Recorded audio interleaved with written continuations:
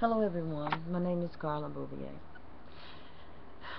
I've been on Facebook and different sites for several years, probably since 2009, as I was advised to get on Facebook because of the constant terror and criminal, horrific, just unbelievable events that had happened in my life.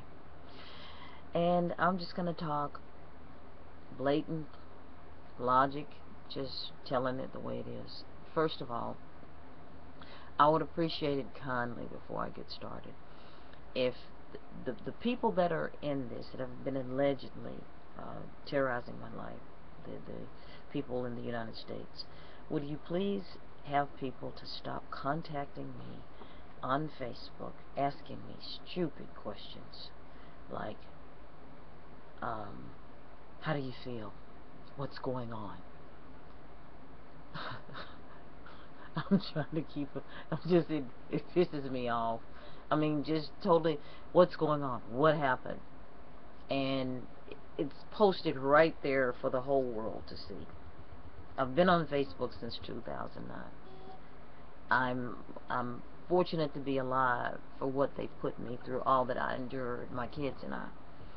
I don't need for anyone to come and tell me how to live my life.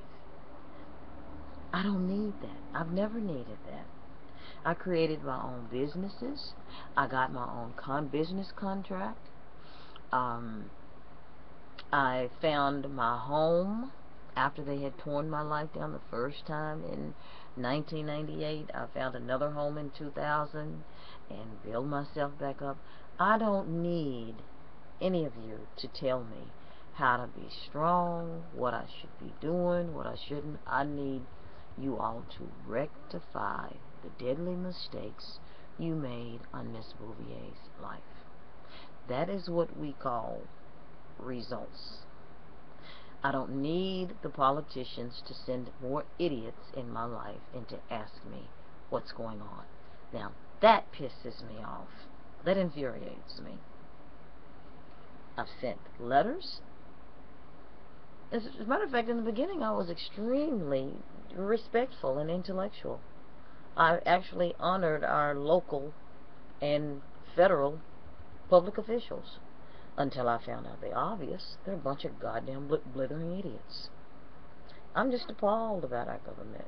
I cannot believe, like George W. Bush's former president's friend said to me, I asked him, how did all this start?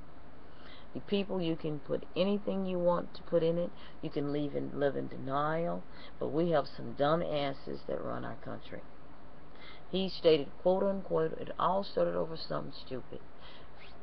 One out of two of these men, it was either Tiny DeVaris or Peter B. Morin, which Peter goes for Pete Morin. They both in Massachusetts. They taken something the wrong way. So with that, they let their fingers do the walk, and they get on the phone and call the politicians. Carla Bouvier's hurt me. She's rejected me. Wow, I didn't know rejecting a relationship was a cardinal sin in America for women.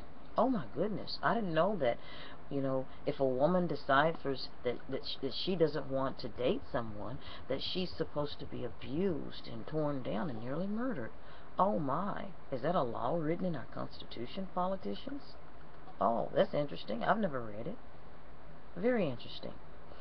Then we take the Williams family that was trying to hide my biological birthright, my status.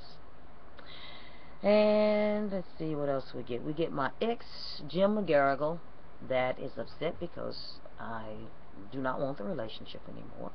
Oh, he's upset. So we get all these people together, conjuring up things. I believe it's a term for that. I believe it's called conspiracy. That is the defined term for it. A conspiracy is when one or more a group of individuals get together to sabotage, destroy, murder, do anything to bring harm or to destroy that person's life. Duh. Well, let's see. Well, because Peter comes from a list, a family of judges. Well, of course I wasn't going to get a fair trial in Massachusetts, but little did I know that. I was a fool to believe that the justice system really works in America. Well, now that I'm understanding more about the Zimmerman trial, because I've been so involved in my case, that was blatantly injustice. If it was recorded, the police told him to stay in the car. If it was reported, the police told him not to go out and approach the victim. I think honestly, from what I have been told and what I've read, he just wanted to shoot someone. And he also has a family member that's on the court system. Oh, wow. And then we wonder why we have such a divided country. You know, I grew up having lots of friends. A lot of my friends were Caucasian. A lot of them had money. And we didn't get into confrontations like this. But you always have that group. It's always that small group. It doesn't matter if they're Caucasian, black, Mexican, Hispanic. It doesn't matter. There's always that small percentage that's called a group of assholes that like to get a lot of bullshit started. And why do we give them the praise? Well, they've outwitted most of us in America, because you know why? They know how to keep the friction going to keep us divided. So they can come in and pretty much brainwash everybody and do what they want. Wake up, people. Blacks and whites, wake up. We have injustices in America. We have people that get by literally with murder. And yet and still they clog our brains with this, diversity and being divided and racial tension, so we can't think together as a unified nation, so we can rise above all of these adversities in our lives.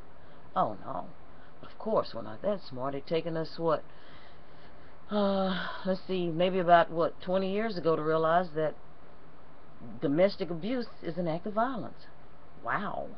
It's taken us 300 years ago to realize that black people were humans. Wow.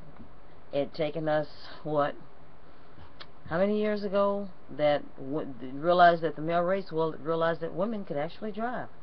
Oh my, I think we're actually becoming, we just might get there, but probably when it's too late, I'm sure. But however, I'm going to get back to my case. This is the way it started, and from what it has been told to me by, quite a few reliable reporters, in which if we can get this case heard, or it doesn't matter if it does or doesn't, I've got the names of the people who have given me this. You all can contact me at 508-685-2304. And as far as people referring to if I'm a Bouvier or not, I think I've made that publicly, that I'd be willing to do a DNA. I don't have to prove anything. I didn't make those accusations of me being a Bouvier. It didn't come from me. This is what I was told by reliable people. I'm not one to exploit my life, and unfortunately I've had to exploit my life in order to save me and my family's lives.